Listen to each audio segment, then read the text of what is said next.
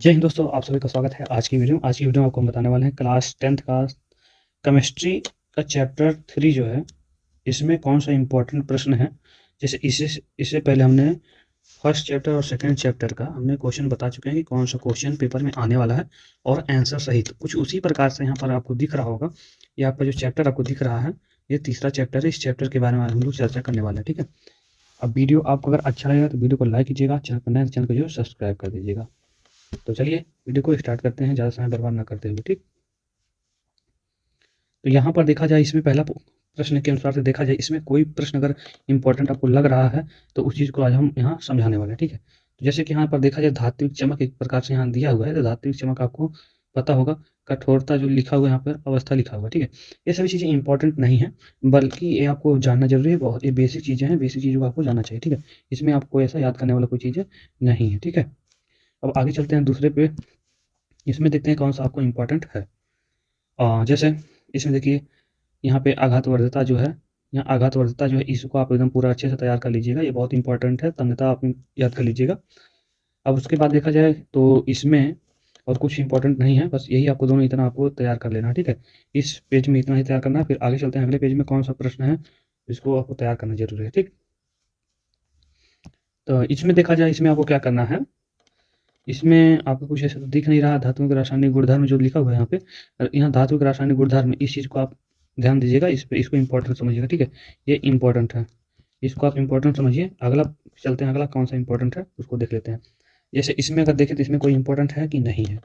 जैसे उभयधर्मी ऑक्साइड लिखा हुआ है, ऑक्सीजन के साथ अभिक्रिया। तो उभयधर्मी और ऑक्सीजन के साथ अभिक्रिया, ये दोनों इंपॉर्टेंट आपके लिए हैं। ये दोनों के दोनों आपके लिए इंपॉर्टेंट है, ठीक है। ये पेज आपके लिए बहुत ही इंपॉर्टेंट है, ठीक है। इसको आप पूरा अच्छे ढंग से इसको तैयार कर लीजिएगा। अगले पेज पे चलते हैं, अगले पेज में कौन सा इंपॉर्टेंट है उसको देख लेते हैं। इसमें बात करें तो इसमें कौन सा इंपॉर्टेंट है, जैसे कि देखा जाए, जल के साथ अपक्रिया दिया है, तनु अम्ल के साथ अपक्रिया दिया है, ठीक। ये सभी चीज़ें यहाँ पर दी हुई हैं, लेकिन ये सभी चीज़ें आप तो आसानी से कर लेंगे, ठीक है। अगर आप पढ़े होंगे तो आसानी से कर लेंगे। लेकिन क्या है, दूसरा और तीसरा आपके लिए इंपॉर्टेंट है, इस पर आप पूरा ध्यान दीजिएगा, ठीक है। क्योंकि इससे प्रश्न ना पूछे वो अलग मैटर है, कि आप क्वेश्चन आंसर ना लिखना रहे वो अलग बात है, लेकिन आपको रिएक्शन में दे सकता है कि धातु रहेगा और तनु अम्ल रहेगा, दोनों का क्रिया कराएंगे तो बनेगा क्या, लवण बनेगा और हाइड्रोजन गैस बनेगा। तो कुछ इसी प्रकार से इसका भी है, धातु और जल का क्रिया कराएंगे तो धातु ऑक्साइड और हाइड्रोजन गैस बनेगा। तो इस प्रकार से इंपॉर्टेंट में आता है, इसलिए हम कह रहे हैं इसको आप इंपॉर्टेंट ले लीजिए, ये पेपर में आता है हर बार। अगले प्रश्न पर चलते हैं, अगला प्रश्न देखते हैं क्या कहता है। इसमें देखते हैं सक्रियता श्रेणी की बात किया जा रहा है। सक्रियता श्रेणी इंपॉर्टेंट है, ठीक है। सक्रियता श्रेणी इंपॉर्टेंट है, इसको आप तैयार कर लीजिए। तो यहाँ पर देखेंगे, जो सक्रियता श्रेणी की बात किया जा रहा है, इसमें कुछ चीज़ें ऐसे यहाँ दी हुई हैं। तो सक्रियता श्रेणी का यही एक पहचान है, कौन सक्रियता श्रेणी में आता है। इस चीज़ पे आप फोकस करिएगा, क्योंकि ये भी इंपॉर्टेंट आपका होता है। बस आपको तैयार रखना, याद रखना। धातु और आधात कैसे अभिक्रिया करते हैं, जो धातु होते हैं और आधात होते हैं कैसे अभिक्रिया करते हैं, ये कोई इंपॉर्टेंट नहीं है। इस पर आपको याद करने की जरूरत नहीं है, ठीक है। लेकिन क्या है कि ये जो आपको दिख रहा है, ये इंपॉर्टेंट आपके लिए है, ठीक है।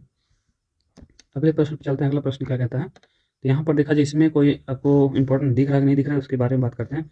इसमें आयनिक यौगिकों का निर्माण, फिर आयनिक यौगिकों के गुणधर्म, ये इंपॉर्टेंट नहीं है, ठीक है। ये इंपॉर्टेंट नहीं है, इसको जरूरत नहीं है कि इसको आप याद करिए। जो इंपॉर्टेंट है उसी को हम बताएंगे, उसी पर आप पूरा फोकस करिए, ज़्यादा आपको याद नहीं करना, ठीक।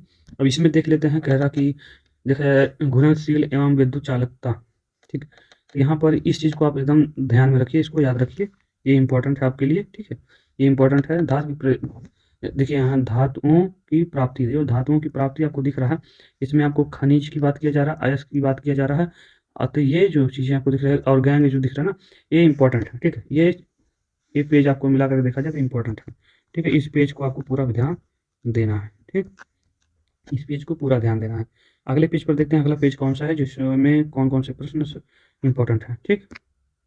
हाँ, देखिए यहाँ पे कुछ इस प्रकार से यहाँ आपको दिख रहा है, जो अयस्क से धातु निष्कर्षण के चरण हैं। तो ये चीज़ें तो है ही हैं, लेकिन इसको आपको कोई ज़रूरी नहीं कि इसको आप रट्टा मारिए, इसको याद करिए। ये सभी चीज़ें बेसिक चीज़ें हैं, और ये बेसिक चीज़ें जब आप बेसिकली पढ़ते हैं ना, अच्छी तरीके से तैयारी करते हैं, तब होता है। और प्रेजेंट टाइम में जो पेपर में आता है, उस चीज़ को हम बता रहे हैं, उस पर आप ध्यान दीजिए। और सक्रियता श्रेणी और निष्कर्षण जो आधार पर जो किया गया है, तो उसमें सबसे ज़्यादा जरूरी है, आपको सिर्फ ये अपना याद कर लीजिए। यही इतना आप याद करिए, इतना बहुत ज़रूरी है। क्योंकि अगर देखा जाए, सबसे अधिक क्रियाशील धातु जो होंगे, ठीक है, ये ऊपर जो दिख रहे हैं सबसे अधिक हैं, उससे कम मतलब सबसे कम, यानी कि सबसे ऊपर वाला सबसे अधिक क्रियाशील धातु में, उससे नीचे रहेंगे तो मध्य अक्रियाशील मध्यम, उसके बाद सबसे नीचे सबसे कम हो जाएगा, ठीक है। सबसे ऊपर और सबसे अधिक, उसके बीच वाला उससे कम, और जो सबसे नीचे वाले रहेंगे धातु सबसे कम क्रियाशील धातु रहेंगे, ठीक है। इस प्रकार से हो जाएगा। तो इसमें ये इतना आपका इंपॉर्टेंट है, ये इतना आपका इंपॉर्टेंट है, इस पे आप ध्यान दीजिए, क्योंकि इससे प्रश्न हर साल आता है, इससे प्रश्न हर साल आता है, इस पर आप पूरा फोकस करिएगा, इसको अच्छे से आप तैयार कर लीजिएगा, ठीक है। अगला चलते हैं, अगला प्रश्न कौन सा है। तो इसमें अगर देखा जाए तो कौन से इंपॉर्टेंट है, इसमें कौन सा इंपॉर्टेंट, सिर्फ इस चरण में जो मध्य अवक्रियाशील धातुओं का निष्कर्षण जो है, इसको आप इंपॉर्टेंट में लेंगे तो क्या इंपॉर्टेंट में आने वाला चीज़ें हैं वो इसको देखेंगे। इसका इंपॉर्टेंट जैसे एक हो गया भर्जन, ठीक है, भर्जन से क्वेश्चन आता है, और एक आता है निस्तापन, ठीक है, निस्तापन। इस दोनों को इंपॉर्टेंट लीजिए, और बाकी इसमें कोई चीज़ तैयारी नहीं करना, बस ये दो इंपॉर्टेंट करना है, ठीक है। इसी को आप तैयार करिए, ठीक है, भर्जन और निस्तापन। इसका आंसर सही हमने यहाँ पे नोट कर दिया, तो आंसर भी यही लिख करके आप तैयार कर सकते हैं अच्छे ढंग से।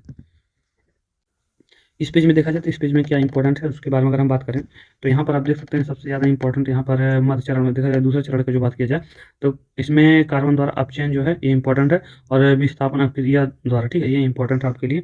इसको आप इंपॉर्टेंट में इतना रखिएगा, तो इसको हम इंपॉर्टेंट यहाँ लिख दे रहे हैं, और इसकी ज़रूरत नहीं है, इसकी कोई ज़रूरत नहीं, इंपॉर्टेंट नहीं है। अब अगला चलते हैं अगले पेज में, अगले पेज में कौन सा है जो इंपॉर्टेंट है आपके लिए, और सबसे ऊपरी स्थित धातुओं का निष्कर्षण। इसमें कोई ज़रूरी नहीं है कि आप इसको याद करें, ठीक, इसकी कोई ज़रूरत नहीं, इसको आप याद रखें।